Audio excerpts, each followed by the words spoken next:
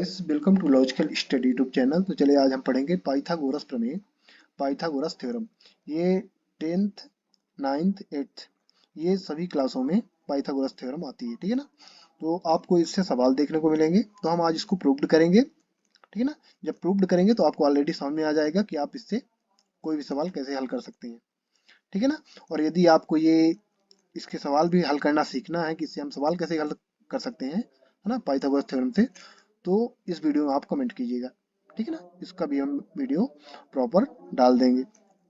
तो पहले आज हम पढ़ेंगे पाइथागोरस प्रमेय को सिद्ध कैसे करते हैं। तो पाइथागोरस थ्योरम का जो कथन होता है वो होता है कि एक समकोण त्रिभुज में कर्ण का वर्ग अन्य दो भुजाओं के वर्गों के योग के बराबर होता है, ठीक है ना। उनके वर्गों का योग के बराबर होता है कर्ण का वर्ग। तो चलिए इसको हम प्रूव करते हैं। हम यहाँ हेडिंग डाल लेते हैं पाइथागोरस प्रमेय, ठीक है ना, पाइथागोरस थ्योरम। पाइथागोरस थ्योरम आज हम प्रूव करेंगे। अब हम क्या करेंगे, सॉल्व करेंगे इसे। सबसे पहले हम बनाएंगे समकोण त्रिभुज, ठीक है ना। पाइथागोरस प्रमेय का मतलब ही होता है समकोण त्रिभुज का के द्वारा हम उसे सिद्ध करते हैं। तो हमने ये बना लिया समकोण त्रिभुज, ठीक है ना। अब इसकी माप दे देते हैं। तो ध्यान दीजिएगा, एक समकोण त्रिभुज में एक कोण क्या होता है, 90 डिग्री का होता है। तो एक कोण हम 90 डिग्री का ले लेते हैं, ठीक है ना। ये कोण हमारा क्या होगा, 90 डिग्री का होगा। अब हम यहाँ से कर्ण में लंब डाल देते हैं। ये हमने कर्ण में लंब डाल दिया। अब जब हमने जिस भुजा में लंब डाला है, ठीक है ना, कर्ण में डाला है ना, ये कर्ण होता है। तो इसको हम क्या करेंगे, यहाँ जो कोण बनेंगे तो यहाँ 90 डिग्री के कोण बनेंगे, ठीक है ना। जहां भी यदि हम लंब डालते हैं जिस भुजा में, उस भुजा में 90 डिग्री के कोण बनते हैं। तो यहाँ दोनों तरफ 90 डिग्री के कोण बनेंगे, इधर भी और इधर भी। तो ये 90 डिग्री का हमने माप दे दिया। और यहाँ ये शीर्षों के नाम दे देते हैं ए बी सी। अब यहाँ ध्यान दीजिएगा, एक समकोण त्रिभुज में 3 साइड्स होती है ना, साइड्स यानी भुजा, 3 भुजाएं होती हैं, 1 2 3। तो जो सबसे नीचे भुजा होती है, जो नीचे है, जिसमें ये पूरा त्रिभुज टिका हुआ है, इसको हम बोलते हैं बेस, ठीक है ना। बेस के बाद ये आप देखोगे जो ए बी भुजा है ना, ये गई है जो सीधी खड़ी रेखा है, इसको हम बोलते हैं लंब। लंब का मतलब होता है, इंग्लिश में हम बोलते हैं इसे परपेंडिकुलर। और जो एसी भुजा है इसको हम बोलते हैं कर्ल, ठीक है ना, हिंदी में। और इंग्लिश में हम इसे बोलते हैं हाइपोटेनस। तो ये हमारे पास 3 भुजा होती है, ठीक है ना।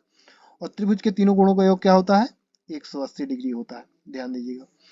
तो आज हम इसको इसके द्वारा प्रूव्ड करेंगे पाइथागोरस प्रमेय, पाइथागोरस थ्योरम।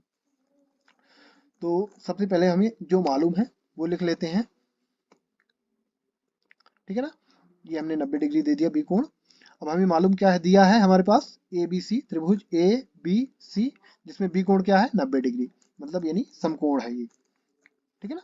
समकोण का अर्थ ही होता है 90 डिग्री। अब हमें रचना, रचना क्या करेंगे हम, यहाँ कंपोजिशन।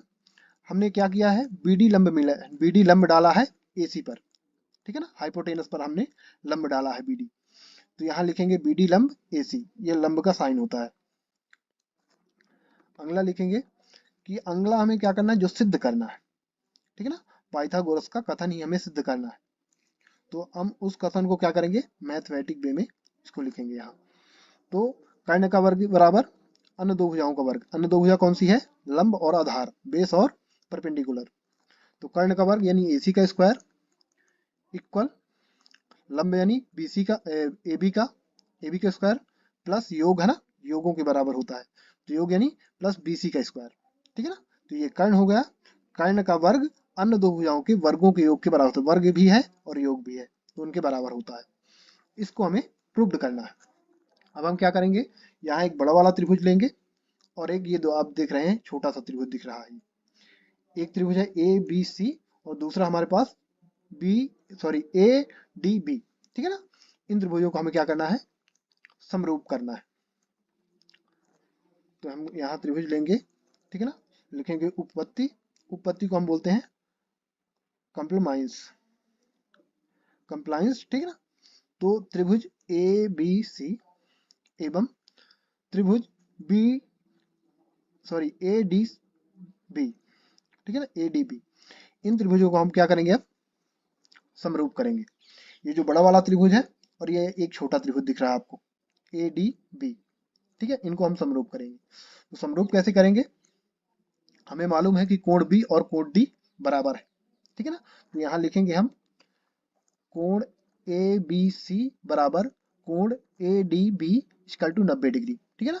अब हम यहाँ डी कोण ले रहे हैं और यहाँ बी ले रहे हैं, ए बी डी में बी ले रहे हैं इसलिए हमने बी को बीच में रखा है, और ए डी बी में डी कोण ले रहे हैं तो हमने डी को बीच में रखा है, क्योंकि डी कोण, ठीक है ना, छोटे वाले त्रिभुज का डी कोण और बड़े वाले त्रिभुज का बी कोण आपस में क्या है, बराबर है, दोनों 90-90 डिग्री के हैं, ठीक।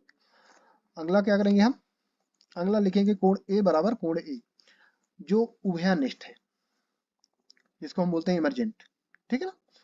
तो उभयनिष्ठ कैसे हुए, आप देखोगे यहाँ बड़े वाले त्रिभुज में कोण ए आ रहा कि नहीं आ रहा, ए बी सी, और छोटे वाले त्रिभुज में भी देखोगे तो ए डी बी, ठीक है ना, ये कोण हमें मिल रहा है उभयनिष्ठ जो दोनों त्रिभुजों में है। तो हमने क्या किया, ए कोण बराबर ए, कोण ए बराबर कोण ए, तो कोण ए दोनों में उभयनिष्ठ है तो बराबर होंगे, जब बराबर होंगे तो एक कोण तो ऑलरेडी हमारा बराबर था, ठीक है ना, एक त्रिभुज का ये बी वाला कोण डी के बराबर था छोटे वाले त्रिभुज के, अब ये दूसरा कोण भी बराबर हो गया, ठीक है ना।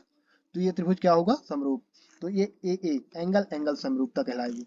तो त्रिभुज ए बी सी समरूप, त्रिभुज ए डी बी तो एंगल एंगल समरूपता।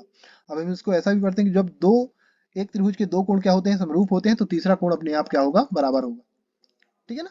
तो ये हो गया समरूप। अब जब समरूप हो गया तो हमें ए बी सी में क्या करना होगा, जो कोण हमने क्या है हमारे पास बराबर है, ए बी और डी, इनके सम्मुख भुजा क्या होंगी, समानुपाती होंगी, क्या होंगी, समानुपाती होंगी।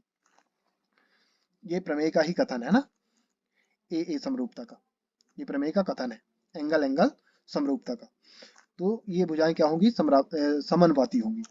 तो यहाँ लिखेंगे अतः ए बी बटे ए सी, ए बी बटे ए सी और ए डी बटे ए बी।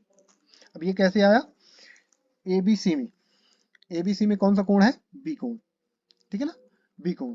तो यहाँ हम पहले ले लेते हैं, क्योंकि ये वाला छोटा वाला जो त्रिभुज है, तो डी कोण के सामने की भुजा क्या है, ए बी है, ए बी है ना, डी कोण के सामने की भुजा क्या है, ए बी है, और बी कोण के सामने की भुजा क्या है, बी बड़ा वाला त्रिभुज है, तो सामने की भुजा पूरी ए सी कहलाएगी। तो ए बी बटे ए सी आ गया, और ए डी बी में, तो ए डी बी में अब हम छोटा वाला त्रिभुज ले रहे हैं, तो अब देखोगे यहाँ बी के सामने कौन सी भुजा है, अब यहाँ बी के सामने ए सी नहीं लेंगे क्योंकि हमें छोटा वाला त्रिभुज ले रहे हैं, तो बी के सामने भुजा है ए डी, तो ए डी, और डी के सामने कौन सी भुजा है, ए बी ही है, तो ए बी, तो ए डी बटे ए बी हो गया। इसको हम यहाँ क्या करेंगे, क्रॉस मल्टीप्लीकेशन कराएंगे, ठीक है ना, ए बी गुणे ए बी और ए डी गुणे ए सी, ये करा देते हैं, चलिए।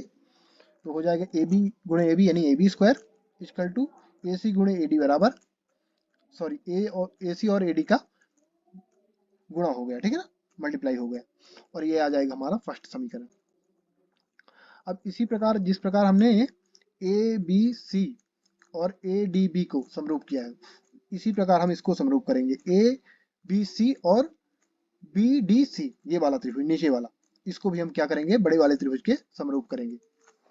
चलिए लिखेंगे त्रिभुज ए बी सी एवं बी डी सी में, ठीक है ना, हमें मालूम है कि बी और डी भुजा क्या है, बी और डी कोण क्या है, 90 डिग्री के है, तो ए बी सी बराबर कोण B D C equal to 90 degree, D कोण और बी कोण क्या है, 90 डिग्री के हैं, इसीलिए हमने इनको बीच में रखा है, क्या है, 90 डिग्री के हैं। ये बी कोण और डी कोण क्या है, 90 डिग्री का है। अब यहाँ ध्यान दीजिएगा, जब ये कोण 90 डिग्री का है तो एक कोण यहाँ भी उभयनिष्ठ आपको मिल रहा है, सी कोण, ठीक है ना, क्योंकि ए बी सी बड़े वाले त्रिभुज में आ रहा है सी कोण, और छोटे वाले में भी आ रहा है बी डी सी, ठीक है ना। तो यहाँ लिखेंगे हम कोण सी बराबर कोण सी जो क्या है, उभयनिष्ठ है, जिसको हम बोलते हैं इमरजेंट, उभयनिष्ठ को हम इंग्लिश में क्या बोलते हैं, इमरजेंट।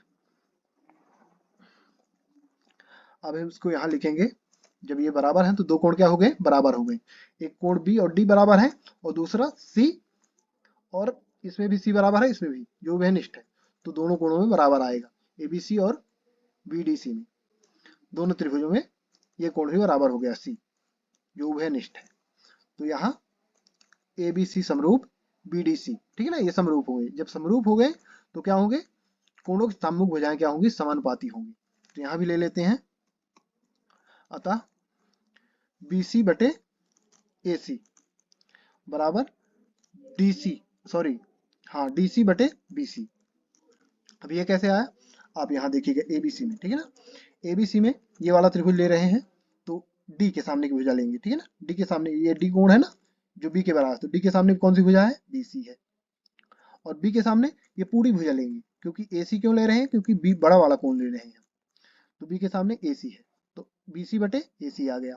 और BDC में मतलब अब हम ले रहे हैं छोटा वाला त्रिभुज BDC, तो D के सामने कौन सी भुजा है, BC है, और B के सामने DC है, तो B बराबर DC ले लिए, पहले B कोण ले लेंगे हम, तो DC और बटे में ले लेंगे BC, क्योंकि D के सामने क्या है, BC, तो DC बटे BC आ गया। अब यहाँ भी क्रॉस मल्टीप्लीकेशन करा देंगे, ठीक है ना, क्या कराएंगे, क्रॉस मल्टीप्लीकेशन, तो इसको करा देते हैं, तो आ जाएगा BC स्क्वायर, BC गुणे BC यानी BC स्क्वायर, और AC गुणे DC यानी आ गया, इनका मल्टीप्लीकेशन हो गया AC और DC का, और ये हमारा आ चुका है सेकंड समीकरण। अब हम क्या करेंगे, इन दोनों समीकरण को जोड़ देंगे, तो जब जोड़ेंगे तो इधर का इधर से जुड़ जाएगा, ठीक है ना, लेफ्ट हैंड साइड से लेफ्ट हैंड साइड जुड़ जाएगा, और राइट हैंड साइड से राइट हैंड साइड जुड़ेगा, तो समीकरण फर्स्ट और सेकंड को जोड़ने पर जोड़ेंगे तो क्या आ जाएगा, AB प्लस BC स्क्वायर, ये वाला इधर लेफ्ट हैंड साइड वाला लेफ्ट हैंड साइड से जुड़ेगा, और राइट हैंड वाला साइड राइट हैंड साइड से, तो AC गुणे AD प्लस AC गुणे DC, ये आ गया। अब यहाँ क्या करेंगे, यहाँ ध्यान दीजिएगा, AC इन दोनों में कॉमन आ रहा है, AC इधर भी है AC इधर भी है, तो कॉमन ले लेंगे, तो AB square plus BC square equal to AC common आ गया, कोष्टक में क्या बचेगा, AD और DC बचा, AD प्लस DC। अब ध्यान दीजिएगा AD ठीक है ना, और DC, AD DC दोनों भुजा मिलाकर AC के बराबर है, ठीक है ना, AC पूरी भुजा, तो यहाँ लिखेंगे AB प्लस BC स्क्वायर बराबर AC इंटू AC, क्योंकि AD और प्लस DC इक्वल टू होता है AC, कहाँ है हमारे पास, ये त्रिभुज में आप देखो AD और ADC AC के बराबर है ना, पूरी भुजा AC के बराबर है, तो अब हो जाएगा AC गुणे AC यानी AC का स्क्वायर आ जाएगा, तो AB square plus BC square equal to AC square, यही हमें प्रूव करना था, ये ध्यान दीजिए, हमें सिद्ध क्या करना था, AC स्क्वायर बराबर AB square plus BC square. अब यहाँ आप देख सकते हो AB स्क्वायर यानी आधार लंब का स्क्वायर प्लस आधार का square BC square equal to कर्ण का स्क्वायर, कर्ण है ना, हाइपोटेनस, ये AC स्क्वायर। हमारा कथन क्या कहता है पाइथागोरस प्रमेय का, कि समकोण त्रिभुज में कर्ण का वर्ग अन्य दो भुजाओं के वर्गों के योग के बराबर होता है, ये हमारे पास अप्रूव्ड हो चुका है। इसको हम सीधा लिख देते हैं, तो सीधा लिखेंगे तो हो जाएगा AC स्क्वायर बराबर AB square plus BC square, ये आ गया, ठीक है ना। अब ये हमारा प्रूव्ड हो चुका है, क्या हो चुका है, प्रूव्ड हो चुका है। तो गाइस इस तरह हम पाइथागोरस प्रमेय को प्रूव्ड कर सकते हैं, ठीक है ना। तो आशा करता हूँ कि आपको ये वीडियो अच्छी तरह समझ में आ गया होगा कि हम पाइथागोरस प्रमेय को प्रूव्ड कैसे करते हैं। इसी प्रकार मैथ से रिलेटेड वीडियो देखने के लिए हमारे चैनल को सब्सक्राइब करें, लाइक करें, कमेंट करें। जय हिंद, जय भारत।